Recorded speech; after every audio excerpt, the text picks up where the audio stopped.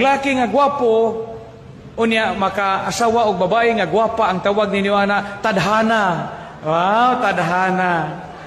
O naglaki nga mautog dagway, unya babae pong gwapa ang maparis, ang tawag ana diskarte.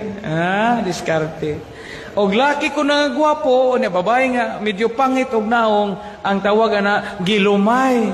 Gilumay. Unya ang lalaki pod pangit, unya babae pod pangit, silang duha kita di maayo, dagway, ang tawag na sa Tagalog is sumpa. Sumpa.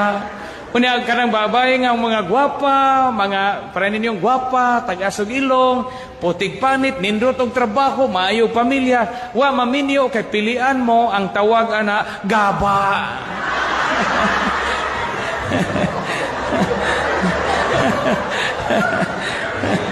Nabay gigabaan ani.